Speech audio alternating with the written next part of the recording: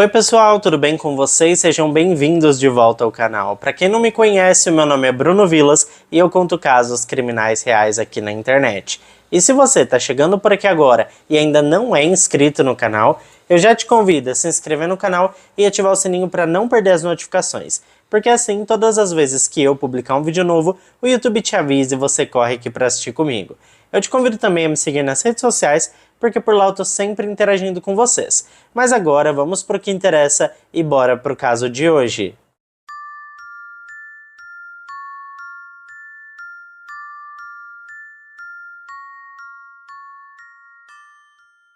O caso de hoje é bastante complexo porque envolve um triângulo amoroso, mas nós vamos apresentar os envolvidos individualmente e depois explicar qual a relação entre eles, para deixar tudo mais fácil para vocês. Então vamos começar com o David. David Christopher Graham nasceu em 1978 em Mansfield. Mansfield é uma cidade localizada no condado de Ellis, no estado norte-americano do Texas. O David era o caçula dentre 4 filhos e foi descrito por seus familiares, amigos e vizinhos como um garoto divertido, alegre e muito educado. As mulheres do bairro diziam que o rapaz era um grande cavalheiro, muito bem educado, que demonstrava bons sentimentos e uma enorme nobreza de caráter. Os pais do David eram professores que se aposentaram quando ele ainda era adolescente. Talvez em grande parte toda sua gentileza se dava à maneira que ele foi criado. O David foi um excelente aluno na escola e se destacou em diversas matérias, inclusive nos esportes. Ele foi destaque nos times de beisebol e correu na equipe de atletismo da Mansfield High School. Além de tudo isso, ele também foi comandante de batalhão no programa Júnior ROTC de sua escola. O ROTC é o corpo de treinamento de oficiais da Reserva Júnior. É como se fosse um colégio militar dentro das escolas norte-americanas, que fazem parte do programa. O David se destacou por conta de sua disciplina, assiduidade e chegou, como eu acabei de dizer, ao posto de comandante de batalhão júnior. Todos que olhavam para o rapaz com seu corte de cabelo bastante curto, porte físico corpulento e seu comportamento profissional diziam que ele parecia ser muito mais velho do que a sua idade real. E todos concordavam que ele parecia já ter nascido destinado ao exército. Daqui a pouco a gente vai voltar a falar sobre o David, mas não podemos prosseguir sem antes falar da Diane.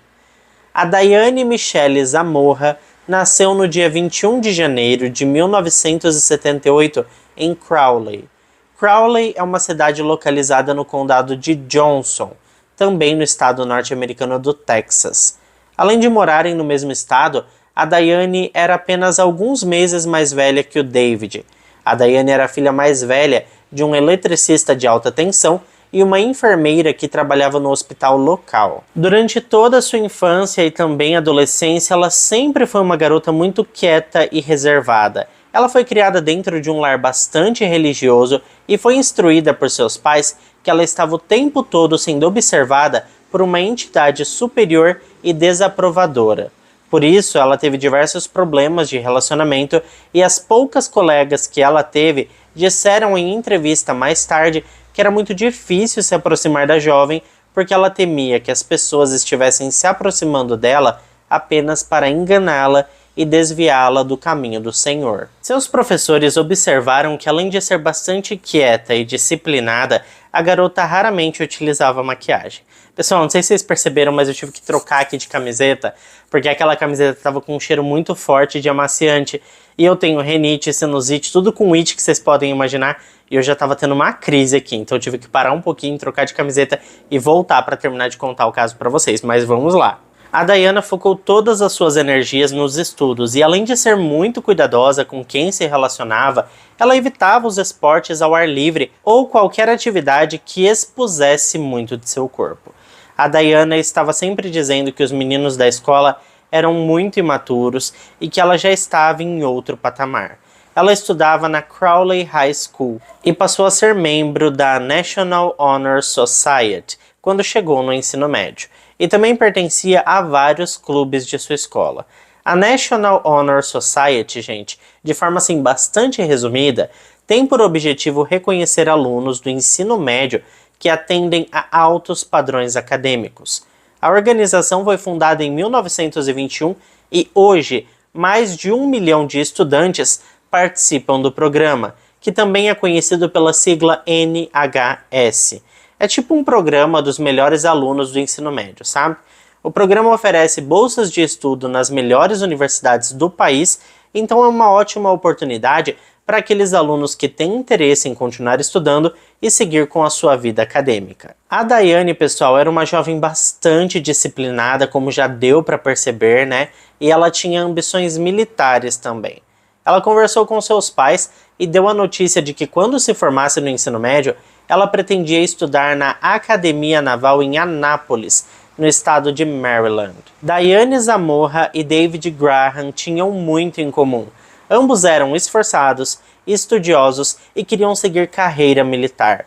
O universo conspirou a favor e por fim eles se conheceram em uma reunião da Patrulha Aérea Civil, que aconteceu no aeroporto de Spinks, perto de Crowley, no Texas.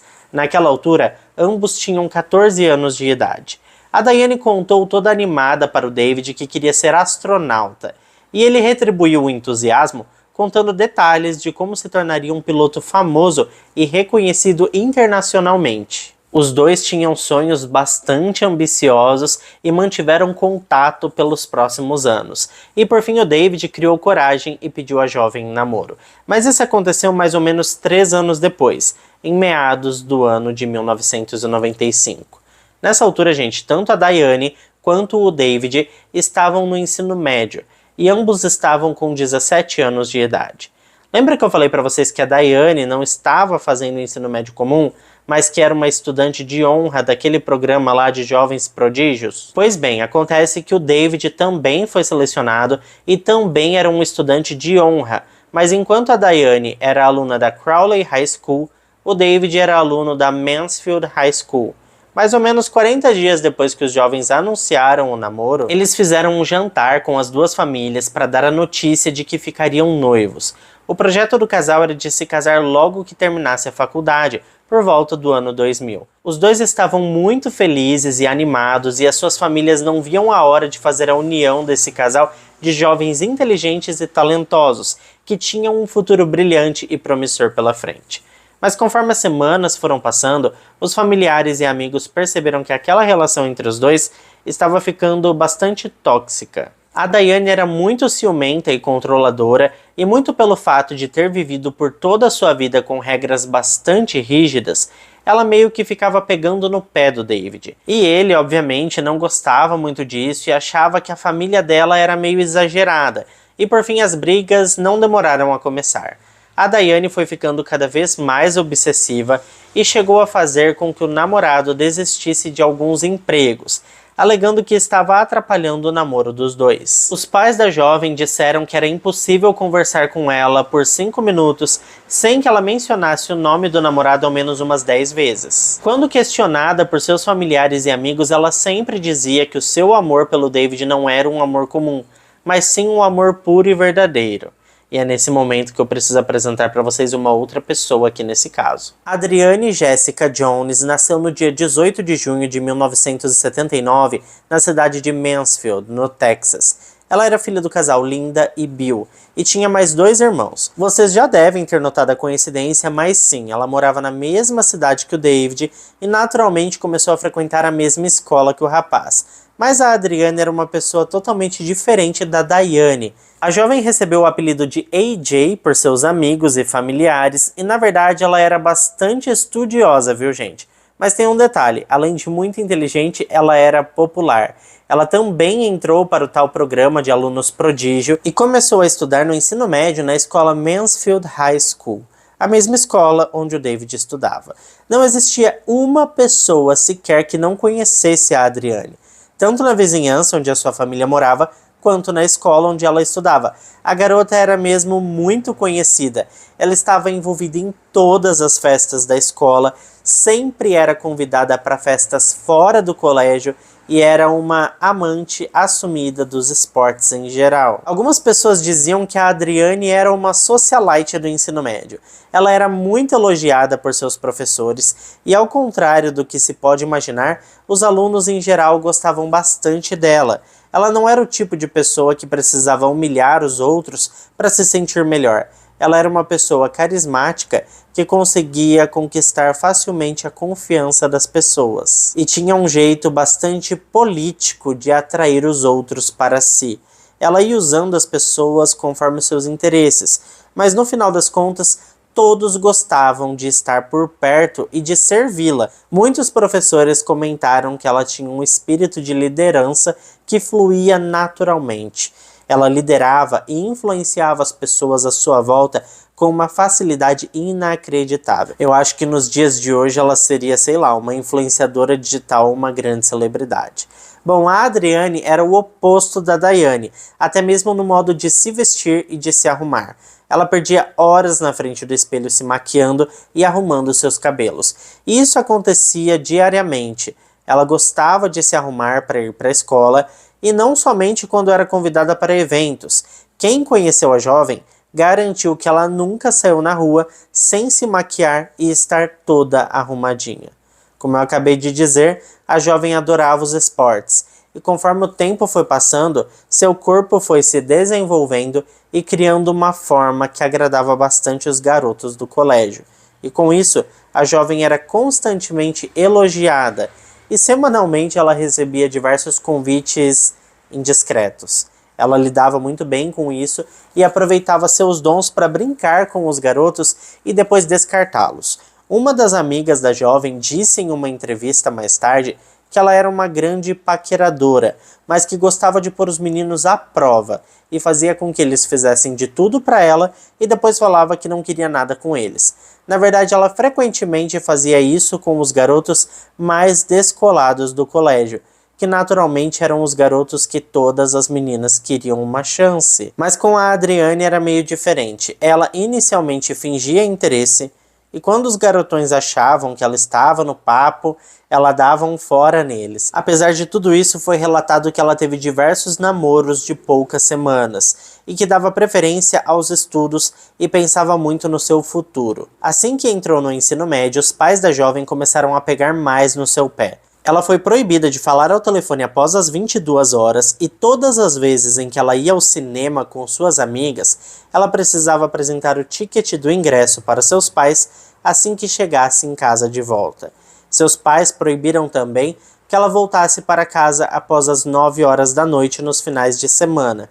E embora muitos dissessem que seus pais faziam isso porque conheciam a filha que tinham, outros disseram que eles eram apenas pais preocupados em proteger a sua querida e amada garotinha. Os caminhos da Adriane e do David se cruzaram quando eles entraram para a mesma equipe de corrida cross country de Mansfield. Rapidamente, os dois adolescentes se tornaram grandes amigos e ninguém da equipe percebeu nada rolando entre os dois. Afinal de contas, o David já tinha uma namorada e os dois apenas faziam parte da mesma equipe. E quando eles conversavam na frente de seus amigos, eram apenas assuntos relacionados a esportes ou mesmo aos estudos. Eles nunca tocaram em assuntos mais íntimos, então ninguém nunca desconfiou que estivesse nascendo qualquer sentimento mais profundo entre os dois. Todos pensavam que a Adriane era apenas uma garotinha popular do segundo ano e o David um aspirante a militar que planejava o seu futuro com a sua futura esposa Diana.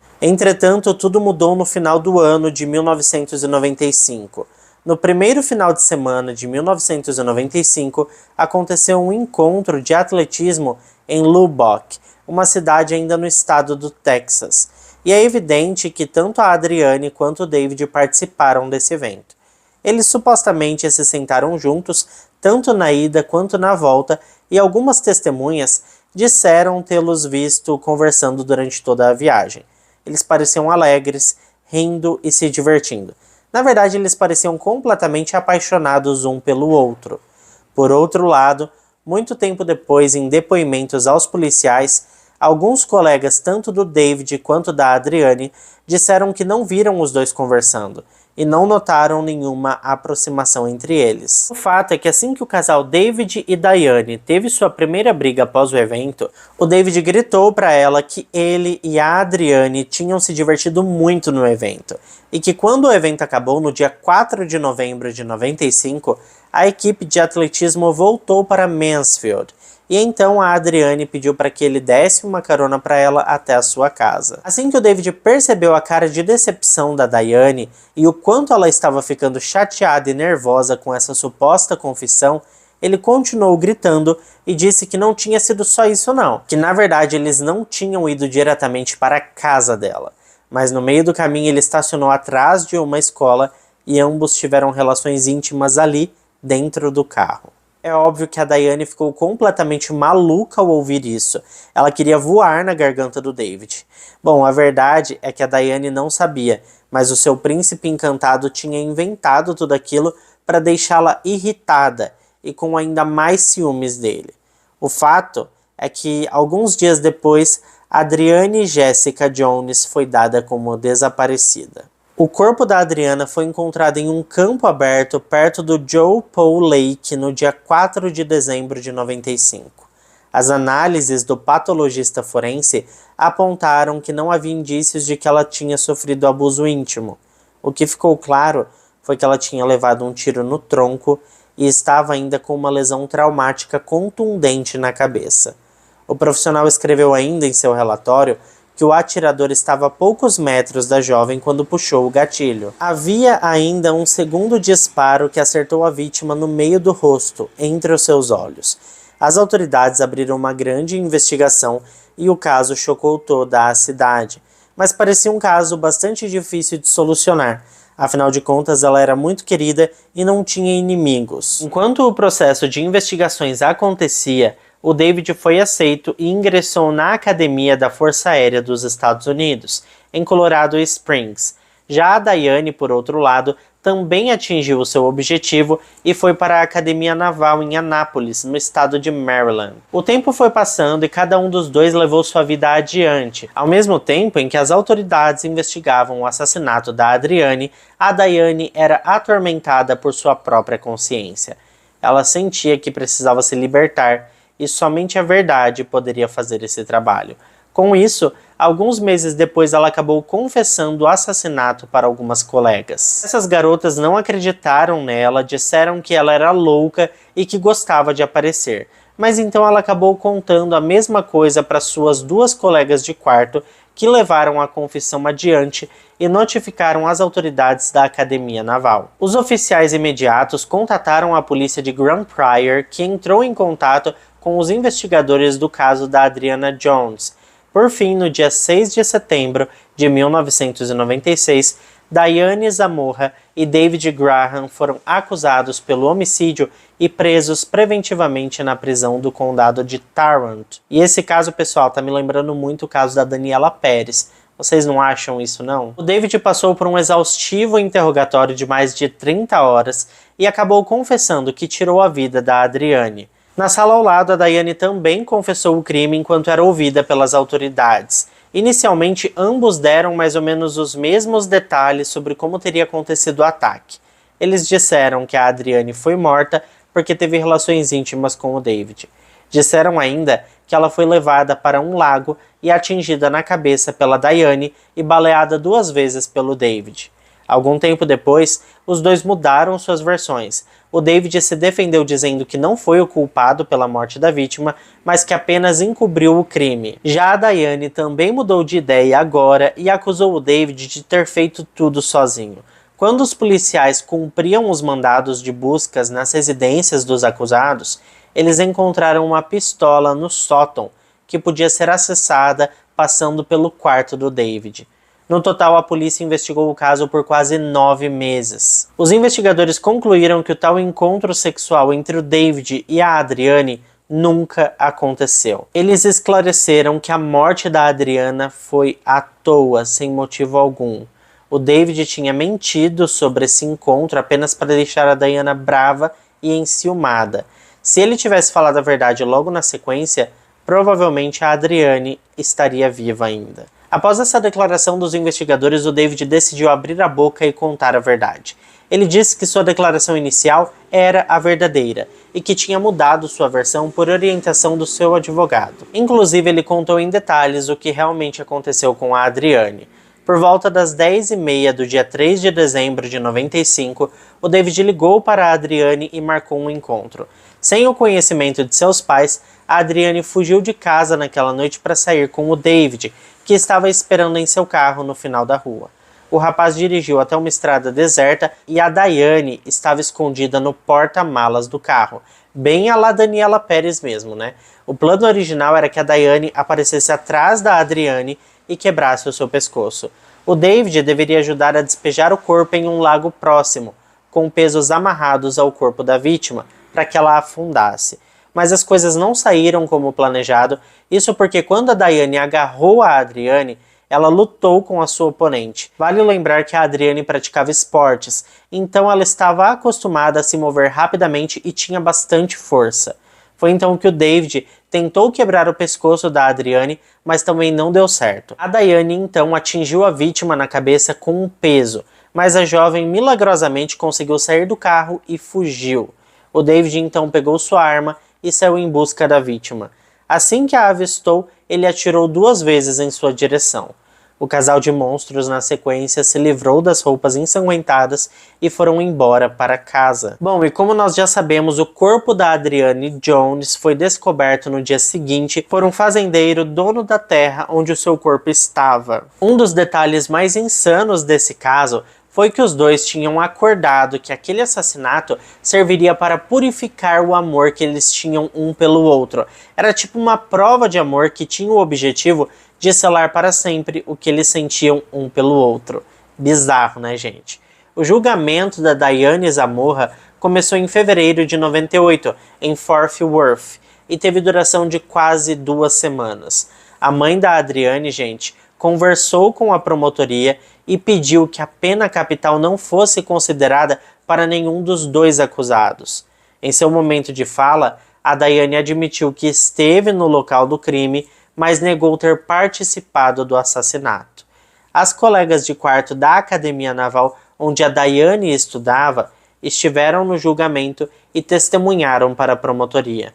O caso recebeu grande atenção da mídia nacional, isso porque as pessoas queriam saber se ela era uma vítima submissa ou a força ciumenta por trás do assassinato. E existe um detalhe bastante interessante nesse caso, que de acordo com as leis criminais do estado do Texas, existe uma diferença entre assassinato e assassinato capital. De acordo com a legislação do estado, assassinato é a morte intencional de outro ser humano, enquanto assassinato capital inclui um crime subjacente, como um sequestro, roubo, agressão ou algo do tipo. Nesse caso específico, o promotor afirmou que a Adriane foi enganosamente atraída para fora de sua casa por David, que propôs um encontro falso e que a Daiane sabia de tudo, e inclusive participou da elaboração do ataque. O promotor solicitou ao júri que levasse em conta tudo isso em suas deliberações. O júri foi solicitado a deliberar sobre as acusações de homicídio capital, sequestro e cárcere privado. Por fim, no dia 17 de fevereiro de 98, depois de mais de 6 horas de deliberações que tiveram duração de 2 dias, o júri considerou Daiane Zamorra culpada de homicídio capital e somente pelo fato de a mãe da Adriane ter solicitado que os promotores não buscassem a pena de morte, a Daiane foi sentenciada à prisão perpétua com o mínimo de 40 anos para tentativa de liberdade condicional. Ou seja, ela foi salva pela mãe da menina que ela tirou a vida. O David foi julgado separadamente no dia 24 de julho de 98. O júri considerou David Graham também culpado de homicídio capital. Durante o julgamento, compareceu uma participante da equipe de atletismo chamada Wendy Bartlett, que alegou que foi ela quem levou a Adriane para casa no dia 4 de novembro de 95, quando eles voltaram do evento. Na sequência, a promotoria chamou a treinadora da equipe chamada Lee Ann Burke, que além de confirmar essa informação, explicou ainda que o David foi um dos primeiros a ir embora assim que chegaram na cidade de volta, e que a Adriane e a Wendy ficaram no ginásio ajudando a treinadora a guardar os equipamentos, e que viu um momento em que a Wendy ofereceu a carona e levou a Adriane embora. Ou seja, o David nunca saiu de carro com a Adriane, e portanto nunca teve relações íntimas com ela. David Graham foi sentenciado à prisão perpétua. Um dos advogados de defesa da Diane, chamado David Richards, usou o testemunho da Wendy e da treinadora Lee Burke como base para apelar aos tribunais superiores. Ele alegou em sua petição, que foi feita no ano de 2005, que a promotoria escondeu essa informação durante o julgamento de sua cliente, e que esses testemunhos comprovavam que a sua cliente foi enganada pelo seu namorado. Entretanto, todos os recursos da defesa foram negados pelos tribunais superiores. Já o David, a partir do ano de 2018, foi transferido para a unidade prisional de Allred, em Wichita Falls. Ele em seguida se matriculou no Seminário Interno Tecnológico da Igreja Batista do Sudoeste para se tornar um pastor. Ele admitiu em uma entrevista a um jornal local que acredita que não há pecado que não possa ser perdoado. Para encerrar o caso de hoje, gente, eu quero contar uma curiosidade para vocês. A Diane Zamora conheceu um rapaz chamado Steven Moura, mas não pessoalmente, porque ela não podia sair da cadeia. Mas eles se falaram por cartas. Ele estava preso também porque tinha cometido um furto e roubado alguns carros. Embora eles nunca tenham se conhecido pessoalmente, eles decidiram se casar e solicitaram uma licença de casamento no ano de 2003. A solicitação foi atendida e uma cerimônia de casamento foi realizada no dia 17 de junho de 2003. A mãe dela e um amigo dele substituíram o casal no cartório. E esse foi o primeiro casamento por procuração do condado de Bexar. E a cerimônia foi realizada por um juiz e tudo, viu, gente? Bom, no final das contas, esse casamento de mentirinha acabou em divórcio, que aconteceu no ano de 2008. E eu disse casamento de mentirinha, gente, porque eu sinceramente não sei que nome dar a isso, porque eles nunca se viram pessoalmente. Foi feita ali uma procuração para que o casamento deles acontecesse sem eles, ou seja, uma loucura total ali, né, que eu nem sei o que dizer. E quando a gente pensa que já viu de tudo, vem algo desse tipo, né, eu nem sabia que isso era possível, mas enfim, né. Por mais incrível que pareça, 2 anos depois, em 2010, o David também se casou através de procuração. Mas o nome de sua esposa não foi divulgado e jornalistas acreditam que isso aconteceu porque a mulher não está na cadeia, ou seja, ela é uma mulher comum que decidiu se casar com o pastor presidiário. Bom, com todo o meu respeito, né, cada um faz o que quer da sua vida. Mas o que vocês acham disso aí? O que vocês acharam desse caso de hoje? É ou não é bizarro? Lembra muito a história da Daniela Pérez e do Guilherme de Pádua, né? Eu até, enquanto eu via essa história aqui para trazer para vocês, a todo momento eu me lembrava da Daniele, do Guilherme e da Paula Tomás. Vocês também concordam que é uma história bem parecida? Mas é isso, pessoal. Se ficou até aqui comigo, não esquece de deixar o seu like, que ajuda muito aqui na divulgação do canal. Eu fico por aqui, um beijo para todos vocês e até o próximo vídeo.